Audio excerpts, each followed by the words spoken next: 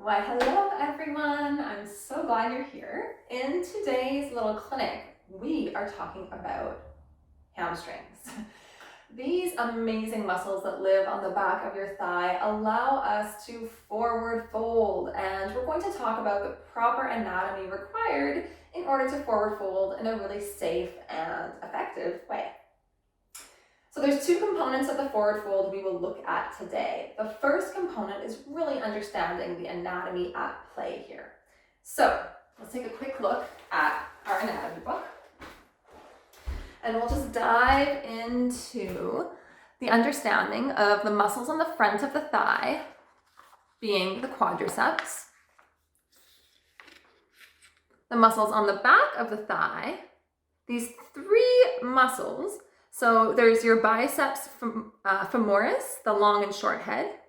There's the semimembranosus and the semitendinosus. And these guys, the three of them, combine to make the hamstring group located on the back of your thigh. Now, the attachment points of these muscles are key to understanding how to forward fold properly. So they attach at the sitting bone, so this really bony thing right here, your ischial tuberosity, and then at the back of the knee as well. And we know that a stretch basically means that you need to move the attachment points of muscles away from one another in order to stretch them. So in order to forward fold properly, there's two things happening. One is an engagement of the front of the thigh, the quadriceps, to allow a lengthening of the hamstrings, because these muscle groups work in an agonist-antagonist relationship. So we'll talk when we move into our forward fold about contracting the quads to get those legs a little bit straighter. Now the second is actually that positioning of the pelvis. So if you place your hands on your hips for a moment, you can remember that there's two positionings of the pelvis. One is to scoop the pelvis under. We call this a posterior scoop. And what happens here is that the sitting bones drop down, the bony hips pull up. The forward fold anatomy for a pelvis is opposite of this. So we call it an anterior tilt. So with your hands right now, drop your fingertips down and lift the thumbs up so that the butt is sticking back behind you. What happens here is the bony hip points are down and the sitting bones initiate a lift. Now what you can already feel just in the standing sensation is that you're starting to get this amazing lengthening through the hamstrings because you've moved the attachment points of the muscles on the back of your thigh further away from each other. So keep your hands on your hips, keep the sitting bones lifting, and start to hinge a little bit further. And we'll pause when we get about parallel. Good, push your feet down actively, anchoring through the big toe mound and the outer heel. That will really stabilize the stretch. And now without moving your feet, push them down and try to scrub them apart. Notice that this broadens the sacrum and allows you to go a little bit deeper into your forward fold. When you feel the need to round the spine, simply bend the knees. We want the spine to stay neutral the entire time. The ligaments of the spine do not need to get stretched. Age will do that for us. And what we're trying to do is target the hamstring. So neutral spine, long hammies, with that proper lift of the sitting bones. Keep the pelvis in that anterior tilt and start to drop the belly down toward the thighs. Slide the hands down to the backs of the legs. And now we'll move into our cues for the forward fold.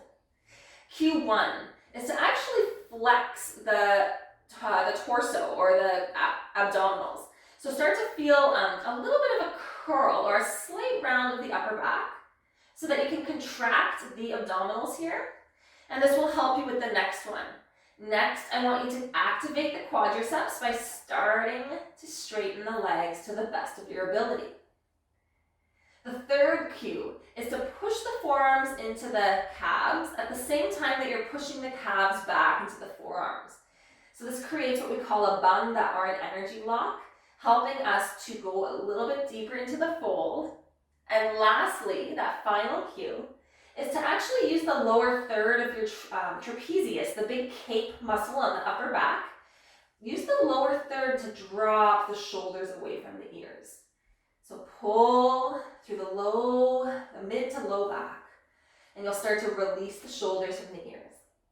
Shift your weight to the balls of the feet now. Lift the sitting bones a bit higher. And see if you can take 3 breaths in your forward fold, Uttanasana.